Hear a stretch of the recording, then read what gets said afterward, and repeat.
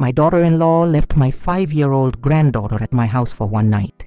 The next morning, my granddaughter whispered to me, "Grandma, Mom said I can't tell you what I saw at home." I asked, "Sweetheart, what did you see?" Her answer made me call the police right away. I'm so glad you're here. If you're watching this video, please hit like, subscribe, and let me know in the comments where you're listening to my revenge story from. I want to see how far this story has traveled.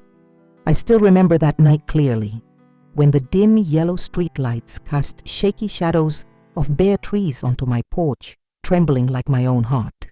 I live in a small house in Willow Creek, where every corner carries memories of days long gone. That night, my daughter-in-law, Linda, brought my granddaughter Lily over. She said she had to work a night shift, an excuse I'd heard more times than I could count. But this time, something felt different, like a cold draft slipping through the doorway, making me shiver. Linda hesitated at the threshold, not stepping inside like she usually did. Her hands clutched the bag strap so tightly her knuckles turned white. Her eyes darted around the narrow alley, as if searching for some unseen figure hiding in the dark. "Grandma, you don't mind, do you?"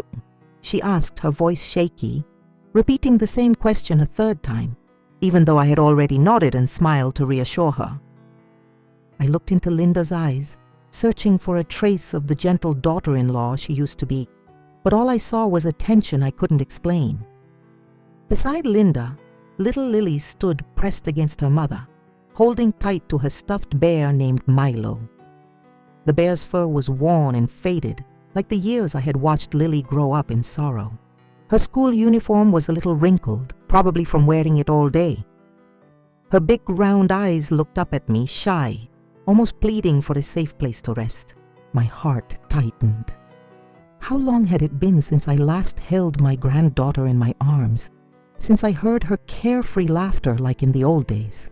When Linda was about to leave, she bent down and whispered to Lily, her voice soft but loud enough for me to hear, "Sleep well, sweetheart. Mommy will pick you up tomorrow." Then she looked up, her eyes flashing over me like lightning. In that instant, I felt something. Was it a warning or a silent plea? I couldn't tell, but that look weighed heavily on my chest. Linda quickly turned away, her thin figure swallowed by the night, leaving Lily and me standing quietly on the porch. I took Lily's hand and led her inside. My small kitchen was filled with the warm smell of rice porridge, which I had carefully cooked that afternoon to welcome her. I set the bowl in front of Lily and smiled. "Eat a little, sweetheart. Grandma made this for you." But she only stirred it with her spoon, her eyes staring blankly into the bowl. "I'm not hungry, Grandma," she mumbled, her voice so tiny as if afraid to disturb anyone. I forced a smile, though my heart ached. My Lily, who once chattered endlessly about school, now sat as quiet as a shadow. The whole evening she curled up on the sofa, clutching Milo, eyes fixed on the bright colors of a cartoon on TV. But I knew she wasn't really watching. Her gaze was empty, as if lost in a world I couldn't reach. I sat beside her, wanting to ask, to pull her closer, but every time I tried to open my mouth, I caught the distant look in her eyes and I stayed silent. Maybe, I thought, she just needed time to feel safe. That night, I set up the bed for Lily to sleep beside me, in the small room where I had kept Gordon's old bed, my son's. Lily lay still, clutching Milo tight, her face turned toward the wall. In the quiet, I could clearly hear her faint sighs, heavy like those of someone far older. That sound took me back to the long nights after Gordon passed away, when I lay awake listening to my heart pound with each painful beat. I wanted to hold Lily, to tell her I would always be here, but I was afraid of startling her. So I just lay there, listening, praying her sleep would be peaceful. Mine wasn't. Around midnight, I woke with a start to the sound of Lily's muffled sobs. She was dreaming, her voice broken and trembling. "Grandma, I'm so scared." "Don't leave me." I quickly sat up, put my hand on her shoulder, but Lily stayed asleep, her brow furrowed, lips pressed tight as if trying to hold back her fear. I gently stroked her hair and whispered, "I'm here, sweetheart. I'm not going anywhere." But inside me, a vague unease began to rise, like a cold wind slipping through my fingers. The next morning, sunlight filtered through the window, laying warm golden streaks across the floor.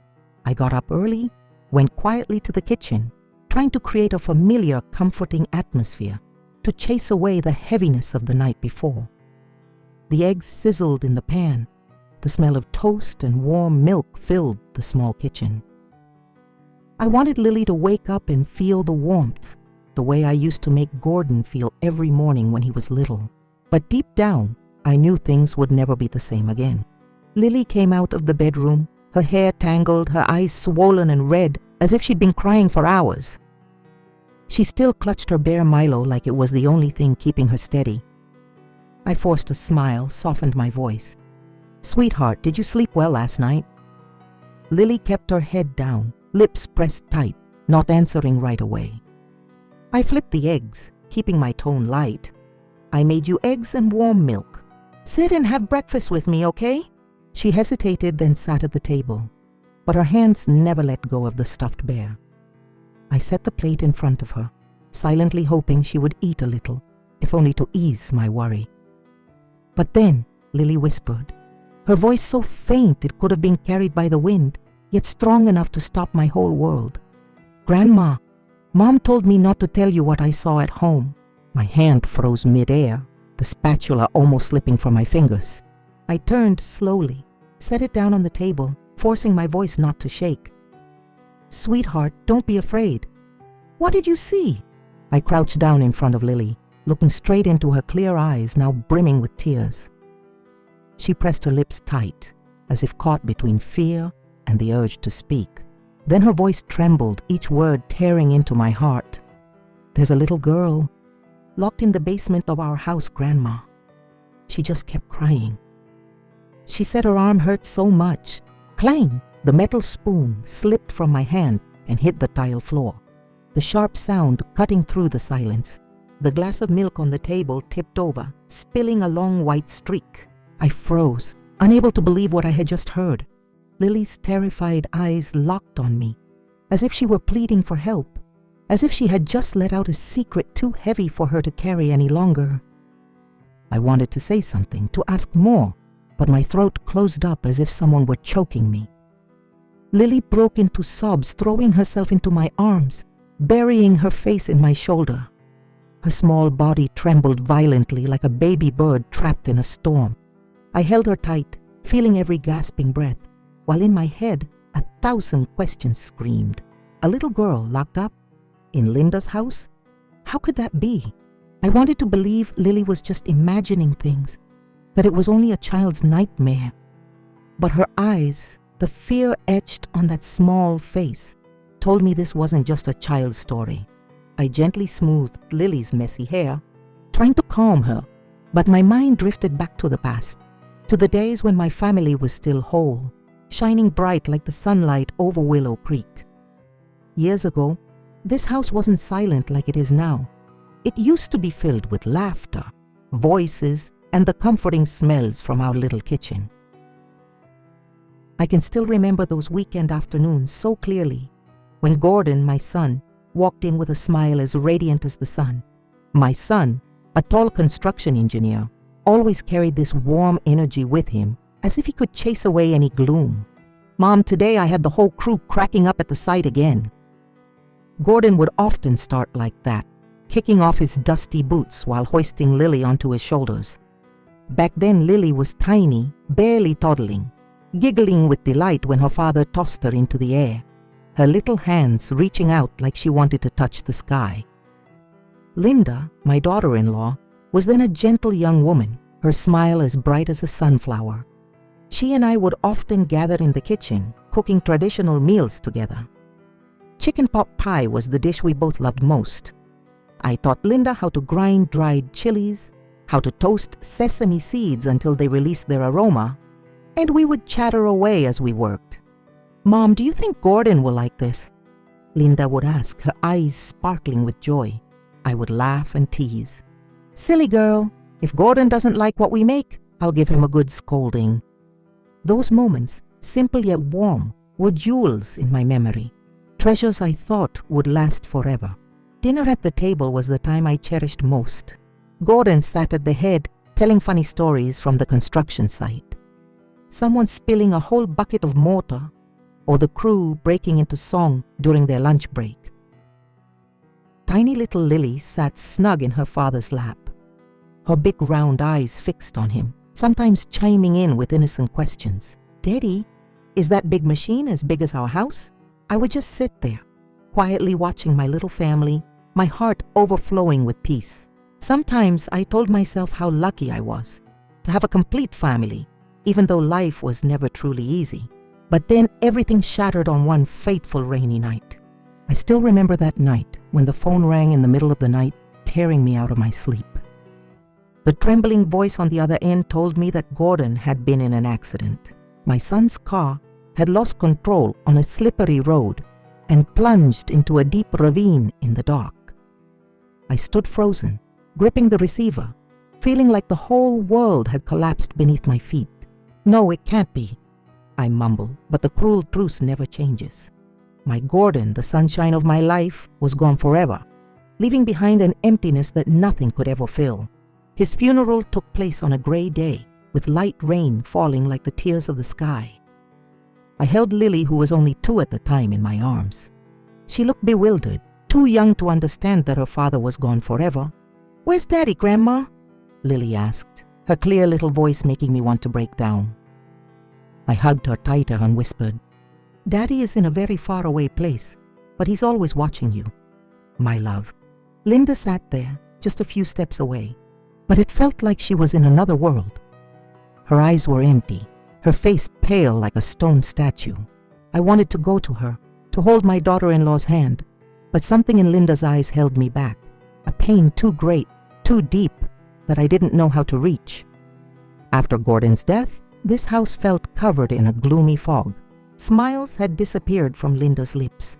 She grew withdrawn, quiet, often locking herself in her room for hours. Some days, I heard her crying behind closed doors, but whenever I knocked, she only answered coldly, "I'm fine. Don't worry." I wanted to believe Linda would get through it. That time would heal the wound, but I was wrong. The pain not only distanced her from me, it turned her into someone I no longer recognized. Not long after, Linda decided to move out, to an apartment in another neighborhood.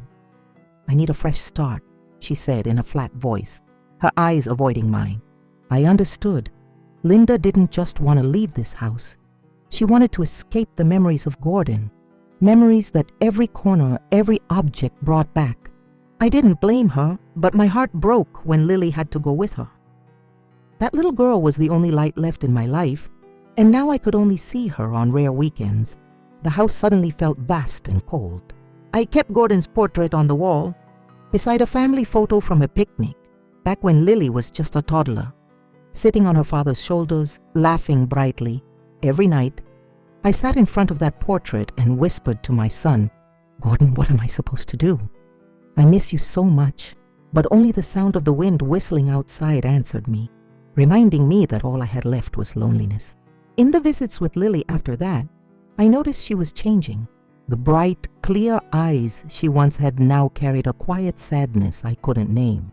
She spoke less, laughed less, and whenever I tried to ask her, Lily would only lower her head, clutching her bare Milo as if it were her only shield. "I'm fine, Grandma," she always said, but her eyes told a different story. I pressed Linda for answers, but she brushed me off. "Don't worry, Mom. I'm taking good care of Lily." I wanted to believe her, to think she was really trying to be a good mother, but deep inside me, a growing unease wouldn't let go. I swallowed my tears, powerless as I watched my granddaughter drift farther away from me. And then today, that curtain of secrecy was pulled back by Lily herself with a chilling whisper. I tried to comfort her after her confession, gently smoothing her messy hair, whispering, "It's okay, sweetheart. Grandma will take care of everything." But Lily only shook her head. Her eyes brimming with tears now shut tight, as if she wanted to curl into herself and disappear from the world. She clutched her worn-out teddy bear Milo, the only friend she had left in her lonely days. I wanted to ask more, to know the details, but seeing her little shoulders trembling, I couldn't bring myself to push. "Come on, sweetheart, try to get some rest," I said as softly as I could. even though inside me a storm was raging. That afternoon, I decided to take Lily to school. She needed the familiar air of the classroom, her friends, something to help her forget the fear that haunted her. I held her hand as we walked the gravel path, each step heavier than the last. Lily stayed silent the whole way, only glancing up at me now and then, her eyes wanting to say something but too afraid to. I smiled back, trying to hide the worry eating away at me. "So what are you learning in school today?" I asked, but Lily only shook her head slightly, giving no answer. I knew she was carrying a burden far too heavy for her age. When we reached the school, I decided to stay and talk to Maestra Marjorie, her homeroom teacher. Marjorie was a middle-aged woman with kind but sharp eyes, always attentive to her students. I found her in the teacher's lounge, where the faint smell of chalk and paper still lingered. "Maestra Marjorie, could I talk to you for a moment?" I asked, lowering my voice as if afraid someone might overhear. Marjorie looked at me, her face flickering with worry. "Of course, Doña Evelyn." "Is something wrong with Lily?" I sat down on an old wooden chair and told her what Lily had whispered that morning, my voice shaking when I mentioned the girl locked in the basement. Marjorie listened, her brow furrowed, hands tightly clasped together. When I finished, she hesitated, carefully weighing her words. "Doña Evelyn, I've noticed Lily has changed a lot lately too. She startles easily, sometimes just stares off in class, not focusing, and..." She paused, her eyes full of concern. "During art, she draws very strange pictures. Usually a child standing alone in a dark room with messy black lines behind them like bars." My heart clenched, as if crushed in a fist. Those black scribbles like prison bars. Marjorie's words cut through me like a knife, confirming my worst fears. "Do you think that's something unusual?" I asked, my voice barely a whisper. Marjorie shook her head, unease written all over her face. "I can't say for certain, Senora. But I worry about Lily's state of mind. Maybe she's going through something really heavy." I nodded, feeling like the whole world was collapsing under my feet. "Thank you, Marjorie," I said, standing up, but my legs were trembling, as if they no longer had the strength to carry me forward. On the way home, I walked like someone lost. The images of Lily's drawings, of a child in a dark room with black lines like prison bars, haunted me. I wondered, what had Lily seen? Was there really a girl being kept locked up? Or was it just the imagination of a child carrying too much pain? But her terrified eyes, her trembling voice, wouldn't let me dismiss the story. I needed more clues, more proof, to understand what was really happening. That afternoon, I sat blankly on the porch, watching the bright red bougainvillea petals scatter across the yard. The wind rustled through, making me shiver as if it carried a warning. Suddenly I saw Don Thomas, the kind old neighbor, walking by. Everyone in the neighborhood liked Don Thomas, a widower with sharp eyes, as if nothing in this little alley could escape him. Seeing my distressed face, he stopped, leaning his wooden cane on the step. "Doña Evelyn, are you all right? You look like you've just seen a ghost." I gave a faint smile, trying to hide my worry. "Just a little tired, Don Thomas." "How are you?" But he wasn't so easily fooled. He sat down on the wooden bench beside me, his voice low and steady. "Mrs. Evelyn, I know you're not the kind to worry over nothing. Is something going on with Lily?" I hesitated, unsure if I should share anything. But then, thinking of Lily's fearful eyes, I decided to tell him only part of it, just enough to test the waters. "Lily, she said something strange about a little girl at Linda's house." I don't know what to think anymore. Don Thomas frowned, his gaze sharpening. After a long silence, he lowered his voice, as if afraid someone might overhear. "Mrs. Evelyn, there's something I haven't told anyone. One night, about a week ago, I was up late with insomnia. While standing outside in the yard, I saw Linda leading a little girl, definitely not Lily, hurriedly into the house. It was very late, must have been well past midnight." He paused, looking at me as if weighing whether to go on. I also heard faint sobs. At the time, I thought maybe it was just Lily sick and crying. But now, hearing what you've said, it seems strange. His words hit me like a bolt of lightning. My heart pounded and my hand clutched tightly at the edge of my coat. Are you sure, Don Thomas? Did you see the girl clearly? I asked, my voice breaking. He nodded, his eyes thoughtful. I couldn't see her face clearly, but it wasn't Lily. The girl was younger with shorter hair. I didn't want to say anything, afraid of misunderstanding Linda, but you should be careful. I nodded, feeling as if scattered pieces were starting to form a terrifying picture in my mind. That night, Linda came to pick up Lily. I stood at the door, watching her walk in, my heart heavy. Linda's eyes were sharp as knives, sweeping over me as if measuring how much I knew.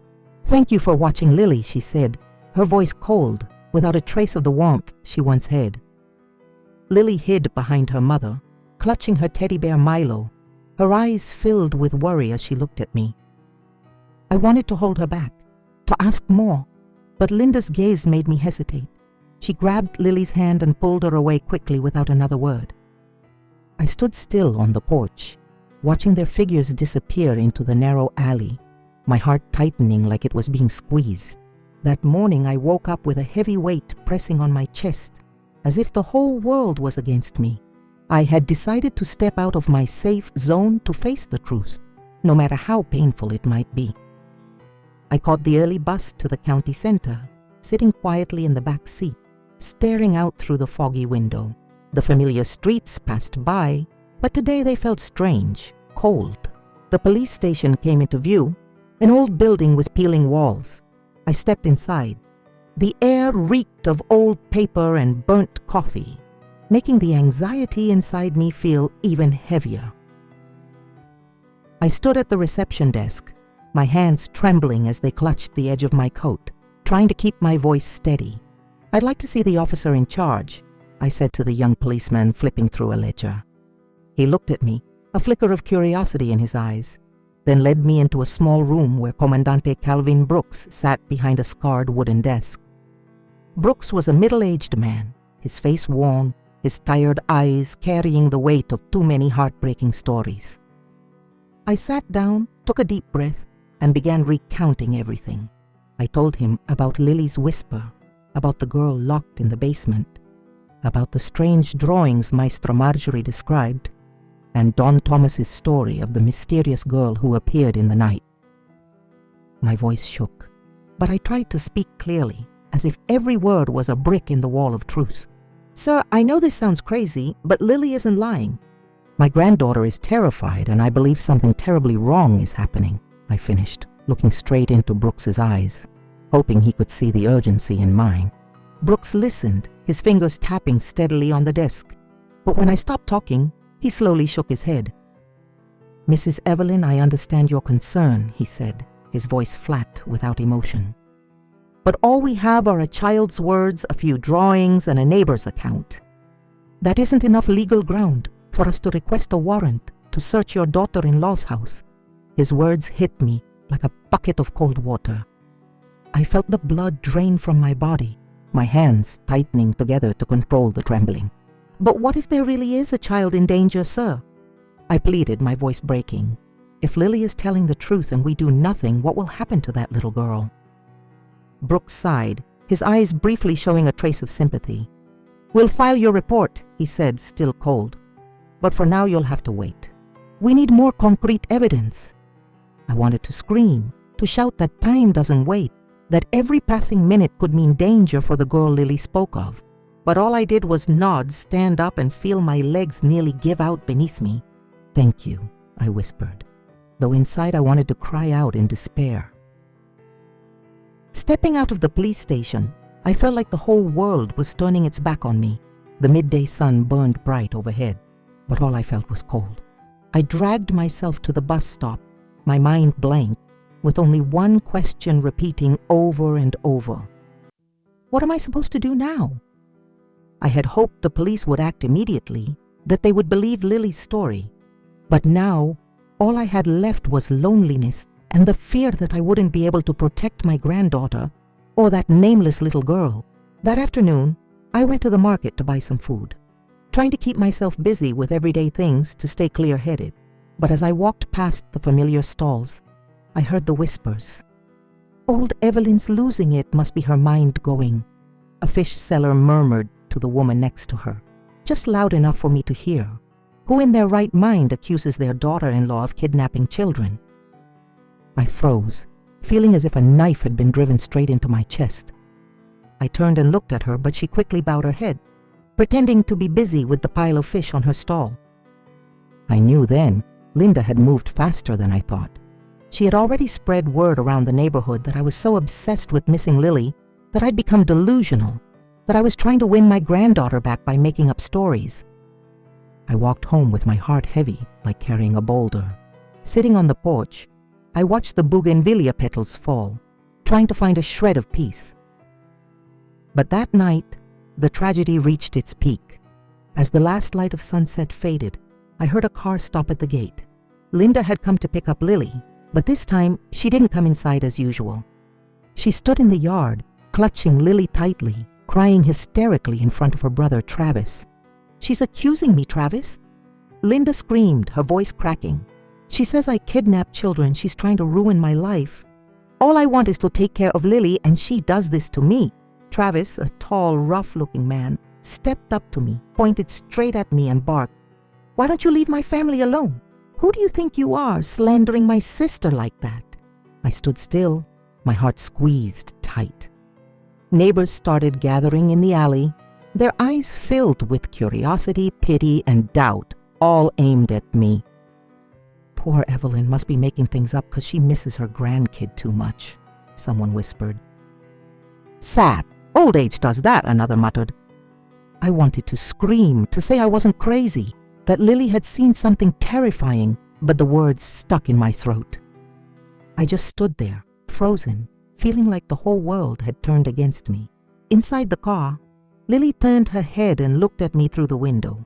Her eyes were heavy with sadness, helpless, as if saying, "Grandma, please save me." I wanted to run to her to hold her back, but my legs felt nailed to the ground.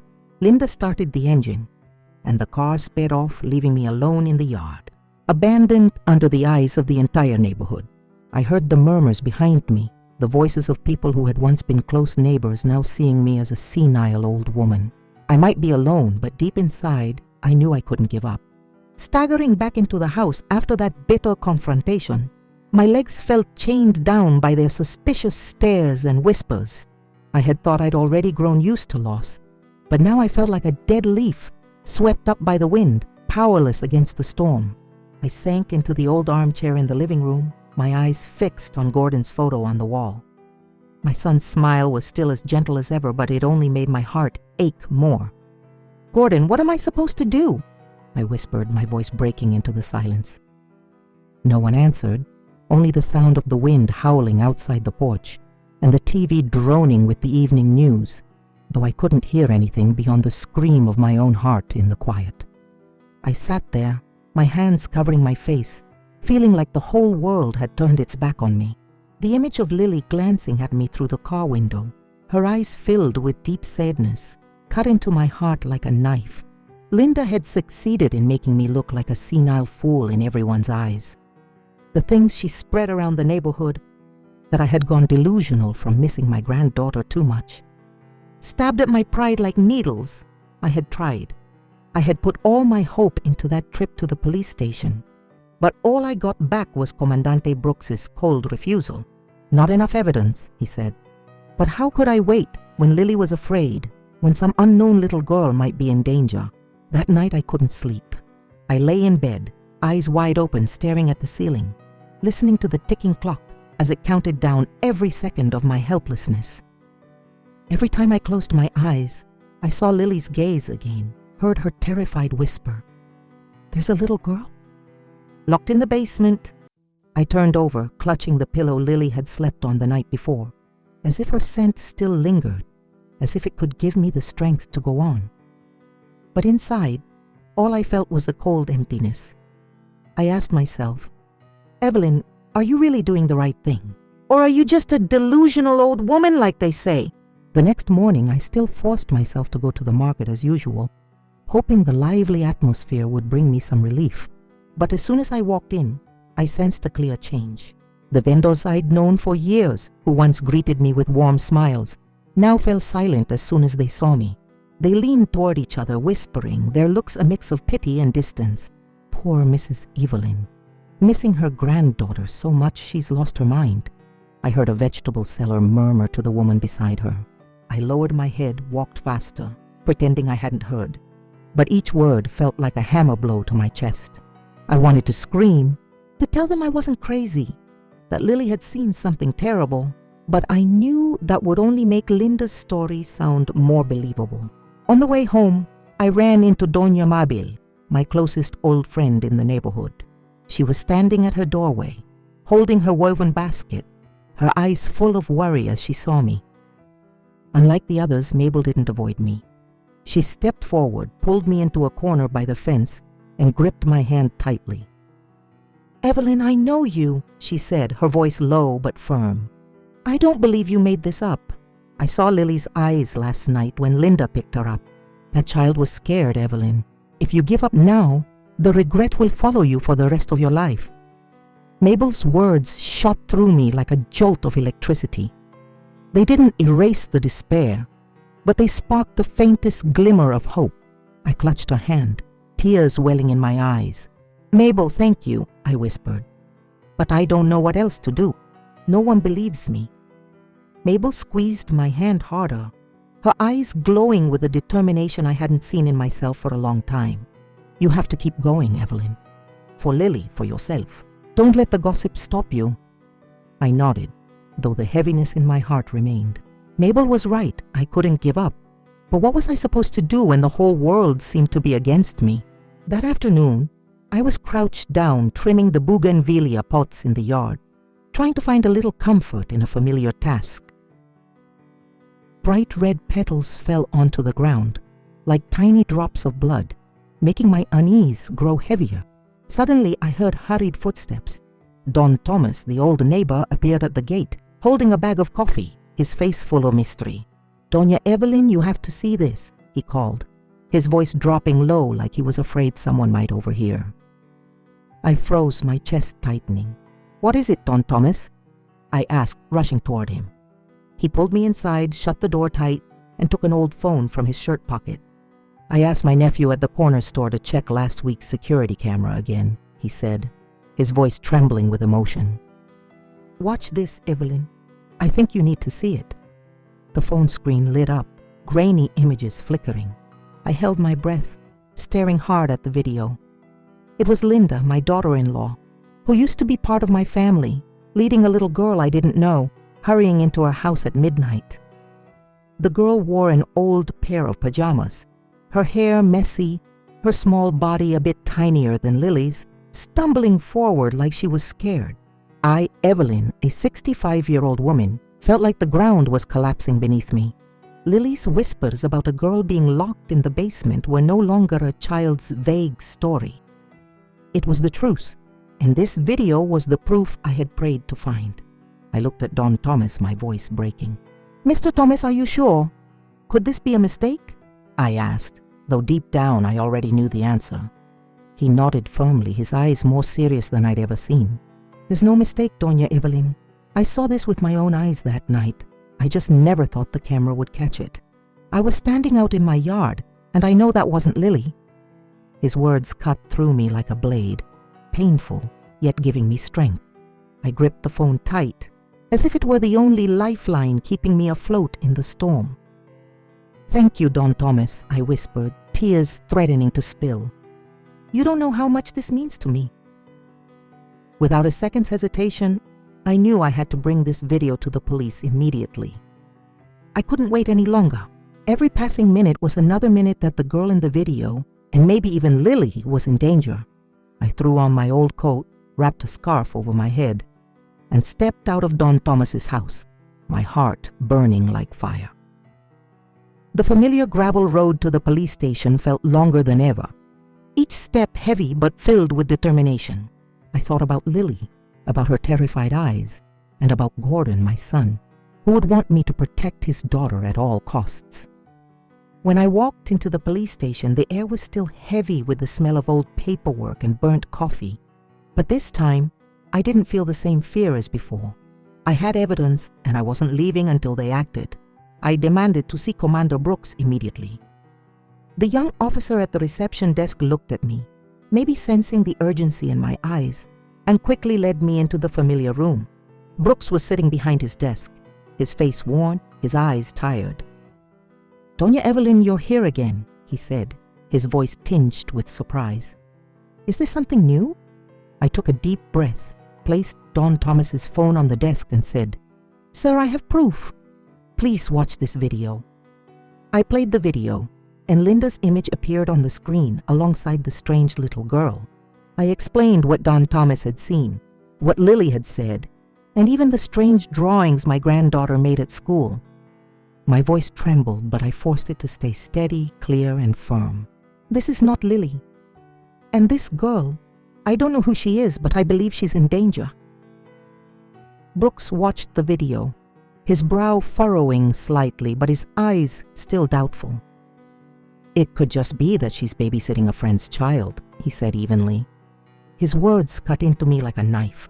I couldn't let him dismiss this evidence. I leaned forward, my voice almost pleading. "Please investigate further. That girl is not from our neighborhood. I've lived there for years, I know. And Lily, my granddaughter, she's scared. She talked about a girl locked in a basement, crying, saying her hands hurt. Please believe me." Maybe it was the urgency in my voice or the desperation in my eyes, but Brooks faltered. He signaled to a young officer standing nearby. "Check if there are any missing person reports that match the description of this girl," he said firmly. The officer nodded, flipped through files, and began typing quickly on the computer. I sat there, heart pounding, clutching the edge of my coat as if it were the last thread of hope I had left. Just minutes later, the young officer suddenly called out, "Commander, look at this." The girl in the video matches the description of Clara, 5 years old, reported missing 2 weeks ago in the neighboring town. He turned the computer screen toward Brooks, and I saw his face change instantly. The weariness in his eyes was replaced with a seriousness I had never seen before. He stood up sharply, his voice firm. "Verify this information immediately. Contact the police station in the neighboring town and request detailed records of the missing case." My heart raced in my chest, ready to burst. This was it, the proof I needed. The girl's name, Clara, cut through the darkness in me like a ray of light. I looked at Brooks, tears brimming, but I held them back. "Thank you," I whispered, my voice breaking. "Thank you for listening." Brooks didn't reply, just gave a short nod, but in his eyes I saw the change. No longer doubt, but a cold, determined resolve. At that moment, the police station doors swung open, and a few neighbors walked in, their faces anxious.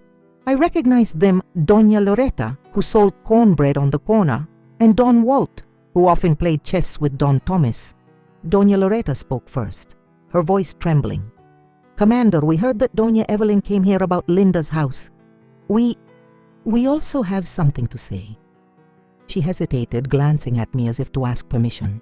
I nodded, encouraging her to go on. "We've heard crying. Strange noises coming from Linda's house, even on nights when Lily was sleeping at Doña Evelyn's. At first, we thought it was just the sound of a child crying, but now we're not so sure." Don Walt nodded and added, "Once, I saw a flicker of light coming from her basement just before dawn. I didn't think much of it at the time, but now that I recall, it feels strange." Their words were like the last missing pieces, completing the terrifying picture in my mind. I looked at Brooks, hoping he would see the seriousness of the matter. He nodded, his eyes now free of any doubt. "That's enough evidence, ma'am," he said firmly. "We'll request a search warrant immediately." I nodded, tears streaming down my face. For the first time after so many dark days, I saw a glimmer of hope. I returned home after leaving the police station, my heart in knots, relieved that they finally agreed to act, yet fearful of what was to come. I had thought I was used to life's storms, but now I was standing before a hurricane I wasn't sure I had the strength to survive. Don Thomas's video, the confirmation about Clara, and the neighbors' accounts had opened a door to hope, but they also made me tremble at the thought of what I was about to face. Linda, my daughter-in-law, once part of my family, now stood on the other side of the truth, and I didn't know what awaited me once the curtain of secrecy was pulled back. That entire night, I couldn't close my eyes. The sound of rain pounding on the tin roof echoed like war drums inside the small house. I sat quietly in the living room, the dim yellow light casting shadows on Gordon's photo on the wall. My son's smile was still gentle, but his eyes seemed to be watching me as if to say, "Mom, you have to be strong." I clasped my hands and whispered a prayer, asking Gordon's spirit to protect Lily, my granddaughter, and Clara, the innocent child I had never met but who had become the reason I kept fighting. "Gordon, help me," I said, my voice breaking. "Help me protect them." I thought of Lily, her terrified eyes, her dreadful whisper in the kitchen that morning. I thought of Clara, the little girl in the video, in her torn pajamas, stumbling as she walked. Each image cut into me like a knife, filling me with pain, but also fueling my resolve. I could not allow those children to suffer another moment, and yet I was afraid that once the truth came out, it would destroy whatever was left of my family. Linda, despite everything, was still Lily's mother, the one who once called me Mom. How could I face her, knowing she might be tied to something so horrific? The next morning, I still went to the market as usual, clinging to routine so the worry wouldn't consume me. But the atmosphere at the market was different. Curious eyes and hushed whispers followed me like shadows. "Is Mrs. Evelyn accusing her daughter-in-law again?" A fruit seller whispered to the woman beside her, thinking I couldn't hear. "She must miss her granddaughter so much she's gone crazy." I lowered my head and walked quickly past, not wanting to face the pitiful or suspicious looks. I quietly bought a few necessities, some vegetables, some bread, then hurried home, my heart heavy. I no longer paid attention to the whispers. I just wanted to focus on Lily, on Clara, on what was about to happen. At noon, Doña Mabel, my dear old friend, brought over a plate of warm cornbread. She stepped inside, set the plate on the table, then sat down beside me, holding my hand tightly. "Evelyn, be brave," she said, her voice warm yet firm. "I know how much you're enduring, but the truth will come out. Don't let the whispers make you falter." I looked into Mabel's eyes and saw deep compassion there. She was one of the few who hadn't turned her back on me, who didn't treat me like a delusional old woman. "Mabel, I'm scared," I admitted, my voice trembling. "If the truth is too terrible, I don't know how I'll face it. Lily, my granddaughter, what will happen to her if her mother—" Mabel squeezed my hand tighter, cutting me off. "Evelyn, you're the strongest person I know. You lost Gordon, yet you stood strong for Lily. Don't doubt yourself. You're doing the right thing." Her words felt like a small flame, warming my cold heart. I nodded, tears rolling down my cheeks. "Thank you, Mabel," I whispered. "I'll try." She smiled, patted my shoulder gently, then left, leaving me with the fragrant cornbread, though I had no appetite to eat it. By late afternoon, Don Thomas came by again, his face full of worry. He sat down on the bench on the porch, leaning on his cane, lowering his voice as if afraid someone might hear. "Doña Evelyn, last night I heard strange noises again from Linda's house," he said, his eyes serious. "Like someone pounding on a door, then muffled sobs. I didn't dare get close, but I'm certain something's wrong." His words made my heart tighten. I thought of Clara, of what Lily had said, and it felt like an invisible hand was squeezing me. "Mr. Thomas, do you think that little girl is still there?" I asked, my voice breaking. He nodded, eyes uneasy. "I don't know, Evelyn, but I hope the police will clear things up soon." I held his hand, thanking him once again for not turning away from me. Don Thomas's news made me more restless, but it also strengthened my belief that what Lily had said was true. I couldn't let that girl, Clara, keep suffering. I had to act, even if there was only the faintest hope. That night, I called Maestro Marjorie, Lily's homeroom teacher. I told her what was happening, my voice shaking. "Marjorie, if anything happens to Lily, please take care of her for me. I don't know what tomorrow will bring, but I need to know she'll be safe." Marjorie agreed right away without hesitation. "Doña Evelyn, don't worry. I'll look after Lily. You just do what you need to do." Her words eased me a little, but the weight of fear still pressed heavily on my chest. Before going to bed, I carefully packed my ID papers, the household registration book, and even Lily's strange drawings into a small bag. I didn't know what tomorrow would bring, but I wanted to be ready for anything. I sat in front of Gordon's photo, whispering, "Son, I'm trying. I won't let Lily get hurt anymore."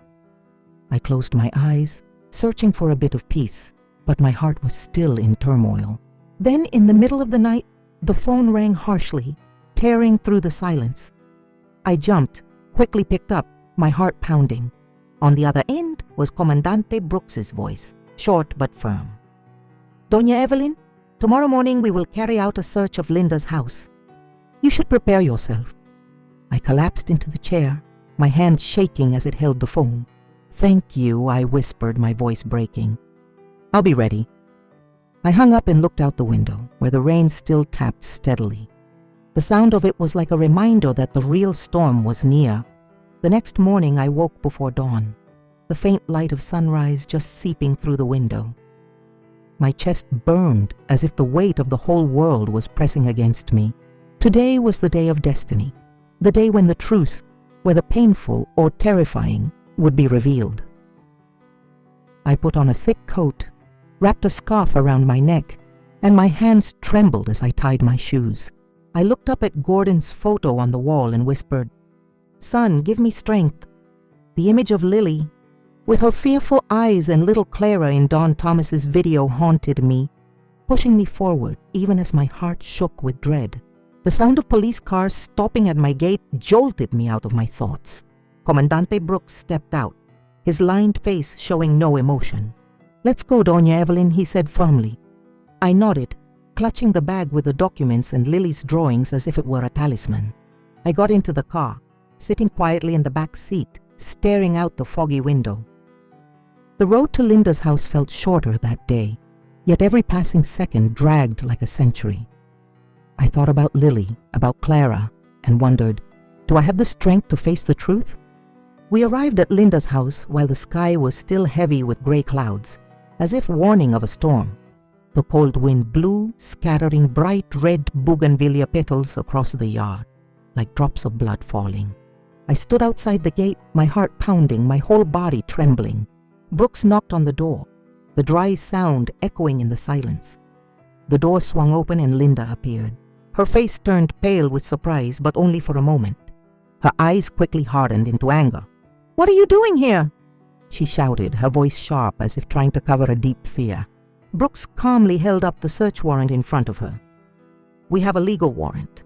Please cooperate," he said, his voice steady. Linda looked at the paper, then at me, her eyes like a blade cutting straight into my heart. "You did this, didn't you?" she snapped, pointing at me. "You want to destroy me.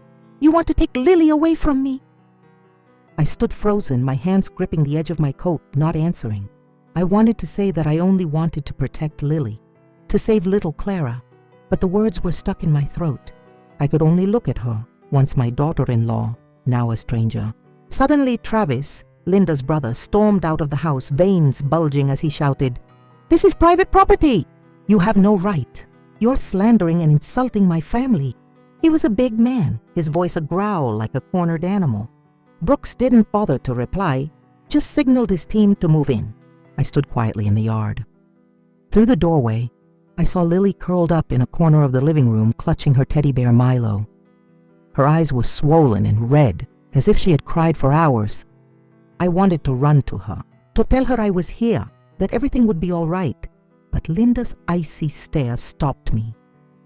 The police began searching room by room, their boots pounding against the tiles, the sound of papers rustling filling the silence. The air was suffocating, as if the whole house was holding its breath, waiting for something dreadful. Linda followed them, crying and screaming, "It's all my mother-in-law's fault. She wants to ruin my life, and you're believing some senile old woman?" Her words were like knives stabbing into me. I wanted to scream that I wasn't crazy, that I only wanted to protect Lily, but I just stood there, silent, feeling the whole world turn against me. Brooks ignored Linda. He led the officers straight to the end of the hallway.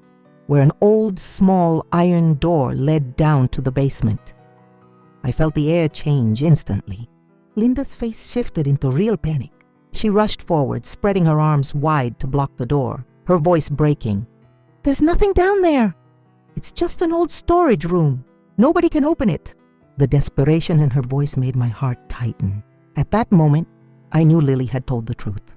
Something terrible was hidden behind that door. One officer stepped up, calmly sliding a master key into the rusty lock. Travis roared and lunged to stop him, but 2 other officers grabbed and restrained him instantly. "You can't open it," he shouted, thrashing, but even his strength was no match for 2 strong men. I was almost holding my breath, my hands clenching until they hurt. Neighbors began crowding the street outside, whispering and staring at the house. I caught fragments of someone saying, "Oh my God, could Mrs. Evelyn have been right?" But I didn't care anymore. All my focus was on that iron door. The lock snapped open with a dry click. The officer yanked the door, and it creaked open with a chilling groan, like a buried secret crying out. From the deep darkness inside came the faint, trembling cry of a child, a muffled plea for help.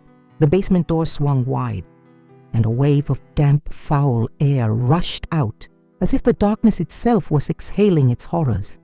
I stood in Linda's yard, feeling like my heart had stopped. The soft sobs drifting out from within were weak but clear, like a desperate call from beyond the grave. A police officer turned on his flashlight, the beam sweeping across the stained walls, the battered old curtains, and then, from a dark corner, a small figure staggered out. It was Clara, the little girl from the video, the one Lily had spoken of with fear in her eyes. Her hair was a tangled mess, her face smeared with dirt, her torn pajamas clinging to her thin body. Her left arm was crudely wrapped with a filthy rag, and her wide, panicked eyes darted at the strangers around her. I gasped, my legs giving way, and had to grip the porch post to keep from collapsing. The sight of Clara, so small and fragile, cut into my heart like a knife. I thought of Lily, of what she must have witnessed, and tears spilled down my cheeks. "Clara," I whispered, my voice trembling as if saying her name could ease her pain. A female officer rushed forward, scooping Clara into her arms, holding her tightly as if to shield her. "Call an ambulance now," she shouted, her voice urgent. The girl clutched a faded stuffed pillow, her hands shaking, as though it was the last remnant of the safe world she once knew. Neighbors crowded the yard, stunned into silence. Then whispers rippled like a wave. "My God, it's true. Mrs. Evelyn was telling the truth," a voice said, heavy with regret. Those who had once turned their backs on me, who had called me that crazy old lady, now stood with their heads bowed, unable to meet my eyes. But I felt no triumph. All I felt was pain, pain for Clara, pain for Lily, and pain for myself, forced to watch my family shatter once again. Linda screamed, her voice frantic, lunging toward the officer holding Clara. "No, I didn't lock her up. I just wanted to protect her," she cried, tears streaking her pale face. But her words carried no weight anymore. They were only the desperate cries of someone whose secret had been exposed. Travis, Linda's brother, still strained to defend her, thrashing against the 2 officers restraining him. "This is a setup. You're framing my sister. It's all that old woman's scheme," he shouted, pointing at me, his eyes blazing. I stood silent, not answering, only looking at Travis, then at Linda, my heart breaking. I had once considered them family, but now they were strangers, standing on the other side of the truce. Commander Brooks cut in, his voice cold as ice. "Enough! The crime is plain to see." He signaled the officers to continue searching the basement. They tore through the old cartons, checking every hidden spot, until one officer lifted up a bundle of papers, his voice shaking. "Commander, you need to see this." I held my breath, watching Brooks open the file. Inside were notebooks, filled with strange symbols, chaotic writings about a twisted cult. In one I saw the name Caleb Morrow scrawled alongside a signature. Brooks frowned, his voice dropping low. "Caleb Morrow? That name sounds familiar." He used to be the leader of an extremist group that the press exposed last year. Brooks's words struck like lightning, leaving me and the crowd around us stunned. I thought about Linda, about how she had changed after Gordon's death, about her distant eyes, about the frightening silence every time I asked about Lily. How could she be involved with someone like Caleb Morrow? How could the woman who was once my gentle daughter-in-law have fallen into such a dark past? I wanted to run to her, to ask her, to understand why, but my legs felt nailed to the ground. Clara was lifted into the ambulance, fragile, her eyes still wide with fear. But her tiny voice rose like a plea for help. "Mom, I want to go home to Mom." Those words shattered my heart. I thought about Clara's mother, who was surely in pain somewhere waiting for her child, and I prayed the little girl would soon be reunited with her family. I looked toward Lily and saw her still curled up in the corner, her eyes red as she followed the ambulance with her gaze. I wanted to run to hold her, but Brooks motioned for me to stay still, as if he knew this moment was not over. Linda, handcuffed, was led out of the house by 2 officers. As she passed me, she stopped, her eyes blazing with fury. "You destroyed everything." She spat out each word, her voice trembling with anger and pain. I looked into her eyes, searching for any trace of the daughter-in-law I had once loved, but all I saw was a cold stranger. I went home after a long day at the police station, my body drained but my mind still reeling. I had endured the darkest days of my life, but now, with the truth out in the open, I felt a glimmer of hope pushing into my heart. News of the case spread like wildfire, and our small town suddenly became the center of attention. Reporters and TV crews flooded in, satellite trucks lined the streets, and journalists with cameras and microphones kept asking about Clara, about Lily, and about me. But I didn't want to say much. I only wanted to be with Lily, to hold her close and know she was safe. That afternoon I went to the hospital where Clara was being cared for. Her parents, the Hayeses, had rushed there as soon as they got word from the police. I stood in the hallway, watching through the glass window as they clutched their little girl they thought they had lost forever, sobbing uncontrollably. Mrs. Hayes, a thin woman with swollen red eyes, held Clara tight, whispering words of love, while Mr. Hayes stood beside them, wiping away tears, forcing his voice steady to thank the doctors. The moment pierced my heart, yet it filled me with a strange warmth. I thought of Lily, of the fear she had endured, and I knew my efforts had not been in vain. The Hayeses came to me as I stood quietly in the hallway. Mrs. Hayes gripped my hand tightly, her voice breaking. "Doña Evelyn, we don't know how to thank you. If it weren't for you and little Lily, we might have lost our daughter forever."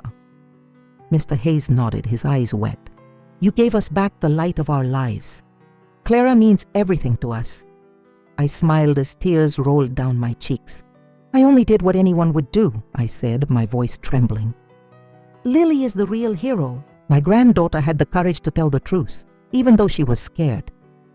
They nodded, squeezing my hands tighter, and I felt their deep gratitude, like a flame warming my cold heart. Outside the hospital gates, I saw a crowd of neighbors waiting, the same people who once whispered behind my back, who used to call me a crazy old lady, now looked at me with different eyes. Doña Loretta, the woman who sold cornbread, stepped forward, bowed her head, her voice shaking. "Doña Evelyn, we were wrong to doubt you. Please forgive us." Don Walt, who always played chess with Don Thomas, also came closer, his eyes full of guilt. "You did what none of us had the courage to do. You truly are a hero." I shook my head, giving a faint smile. "I'm not a hero. I'm just a grandmother trying to protect a grandchild." But inside, I felt a little lighter. The suspicious looks had vanished, replaced with respect, and I knew that even if late, the truth had won. The whole community began praising Lily as a little heroine. They spoke about her bravery, about how an 8-year-old dared to tell the truth, even when faced with fear and doubt from the whole world. I listened to those words and my heart filled with both pride and pain. Lily shouldn't have had to go through this. She deserved a carefree childhood, full of laughter and simple joys. But I knew my Lily was stronger than I ever imagined, and I would do everything to help her heal from these wounds. The police announced the preliminary investigation results the next day. Linda was charged with kidnapping, unlawful imprisonment, and involvement in a dangerous cult. The notebooks found in the basement, signed by Caleb Morrow, opened a larger investigation into a criminal network the police had been tracking for years. Travis, Linda's brother, was also under investigation for harboring a criminal. Though he kept denying it, I heard the news on the evening broadcast, sitting in the living room, clutching the pillow Lily used to sleep on. I thought about Linda, the young woman who was once my daughter-in-law, who used to smile so brightly at family dinners. What had changed her? What had dragged her into this darkness? I didn't have an answer, but I knew that the truth, however painful, had come to light. A few days later, my yard rang with laughter again for the first time in months. Lily and Clara were playing together on the porch, under the bright red bougainvillea. Clara was much better, her radiant smile returning, though a shadow of fear still lingered in her eyes. Lily, clutching her teddy bear Milo, ran around giggling as Clara tried to catch her. I stood at the doorway, watching the two children, my heart warm but heavy. I knew their healing journey would still be long, but this moment, filled with laughter, was a new beginning. The Hayes family came to visit me that afternoon, bringing a bouquet of fresh flowers and a homemade flan. Mrs. Hayes held my hand, her voice trembling. "Doña Evelyn, we want you to be Clara's adoptive abuelita. You saved her life, and we want her to have another family, a grandmother like you." I froze, tears spilling once again. I don't know what to say," I whispered, pulling Lily and Clara into my arms. "You two are the light, the hope for all of us." Clara looked up, smiling shyly, and in her eyes, I saw a trust I had never seen before. That night, as Lily curled up next to me in bed, she whispered in the tiniest voice, "Grandma, am I a hero?" I smiled, kissed her sun-scented hair.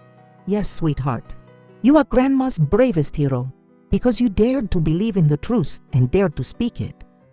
Lily smiled for the first time in days, and I saw the light return to her eyes. She held me tightly and whispered, "I love you, Grandma." I hugged her close, tears quietly falling. "I love you too, Lily." Outside, the night breeze brushed through the bougainvillea, petals drifting softly under the bright moonlight. I closed my eyes, feeling a strange peace. I thought of Gordon, his smile, and I knew that up in heaven my son was smiling too. He would surely be proud because his daughter had saved a life and because the truth had finally defeated the darkness.